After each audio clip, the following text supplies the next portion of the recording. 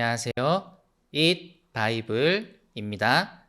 오늘 함께 살펴볼 본문은 창세기 12장 10절에서 20절까지의 말씀입니다. 먼저 오늘 본문을 읽겠습니다. 그 땅에 기근이 들었다. 그 기근이 너무 심해서 아브라함은 이집트에서 얼마 동안 몸 붙여서 살려고 그리로 내려갔다. 이집트에 가까이 이르렀을 때에 그는 아내 사레에게 말하였다. 여보, 나는 당신이 얼마나 아리따운 여인인가를 잘 알고 있소. 이집트 사람들이 당신을 보고서 당신이 나의 아내라는 것을 알면 나는 죽이고 당신은 살릴 것이요. 그러니까 당신은 나의 누이라고 하시오. 그렇게 하여야 내가 당신 덕분에 대접을 잘 받고 또 당신 덕분에 이 목숨도 부지할 수 있을 거요. 아브라함이 이집트에 이르렀을 때에 이집트 사람들은 아브라함의 아내를 보고 매우 아리따운 여인임을 알았다. 바로의 대신들이 그 여인을 보고 나서 바로 앞에서 그 여인을 칭찬하였다. 드디어 그 여인은 바로의 궁전으로 불려 들어갔다. 바로가 그 여인을 보고서 아브라함을 잘 대접하여 주었다. 아브라함은 양떼와 소떼와 암나귀와 수나귀와 남녀 종과 낙타까지 얻었다. 그러나 주님께서 아브라함의 아내 사레의 일로 바로와 그 집안에 무서운 재앙을 내리셨으므로 바로가 아브라함을 불러서 꾸짖었다. 어찌하여 너는 나를 이렇게 대하느냐? 저 여인이 너의 아내라고 왜 일찍 말하지 않았느냐? 어찌하여 너는 저 여인이 내 누이라고 해서 나를 속이고 내가 저 여인을 아내로 데려오게 하였느냐? 자, 내 아내가 여기 있다. 데리고 나가거라. 그런 다음에 바로는 그의 신하들에게 명하여 아브라함이 모든 재산을 거두어서 그 아내와 함께 나라 밖으로 나가게 하였다. 삶이 좀 평탄할 수는 없을까요? 위기 하나를 잘 넘겼다고 생각하면 다음 위기가 또 찾아옵니다. 평안한 삶을 원하고 기도하지만 잘 들어주시지 않는 것 같아 속상할 때가 꽤 있습니다. 물론 우리 삶에 고통만 있는 것은 아닐 것입니다. 그럼에도 고통이 닥쳐오면 그것을 마주하기가 쉽지 않은 것 같습니다. 아브라함은 가나안 땅을 주시겠다는 하나님의 말씀을 받았습니다. 그리고 그는 그 땅을 살피며 여행했습니다. 가는 곳에 하나님을 예배하기 위한 제단을 쌓는 행동도 계속했습니다. 그런데 그 땅에 기근이 들었습니다. 게다가 기근이 너무 심했습니다.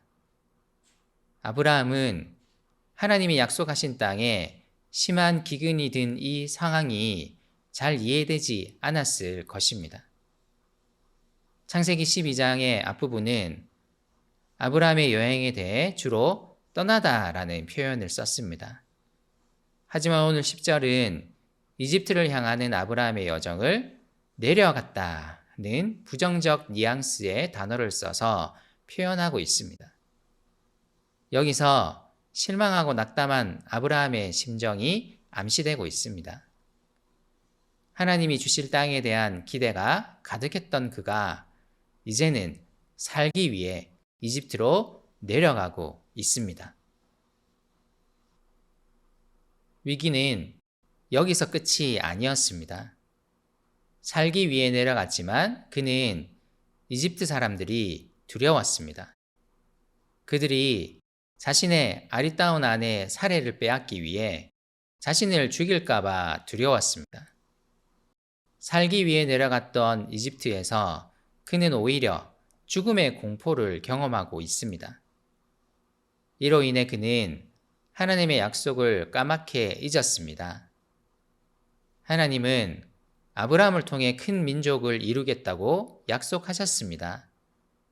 그를 복의 근원이 되게 하시겠다고 약속하셨습니다. 그분의 약속대로라면 그는 죽지 않을 것입니다. 하나님의 말씀을 의지하여 여행했던 아브라함이 삶의 위기 앞에서 그 말씀을 잊었습니다.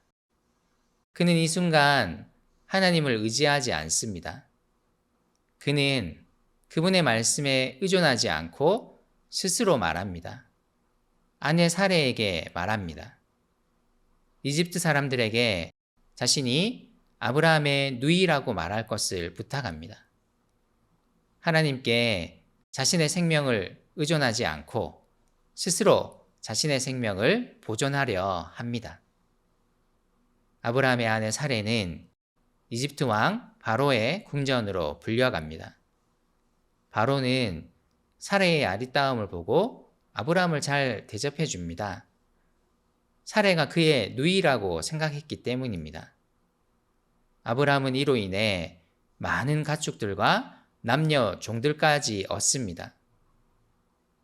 창세기 아브라함의 이야기를 잘 읽으면 사레 역시 아브라함을 향한 하나님의 약속에 포함된 사람이라는 것을 알 수 있습니다. 하나님은 사레를 통해 이삭이라는 아들을 주실 것이고 이삭을 통해 하나님의 언약은 계속 계승될 것이었습니다. 하지만 이제 하나님의 계획에 위기가 닥쳐옵니다. 아브라함의 이 위기는 곧 하나님의 위기이기도 했습니다. 그래서 하나님이 오늘 일하십니다. 17절은 하나님이 아브라함의 아내 사레로 인해 바로와 그 집안에 무서운 재앙, 곧 전염병을 내렸다고 말합니다. 아브라함이 아닌 사레 때문에 하나님은 지금 일하고 계십니다.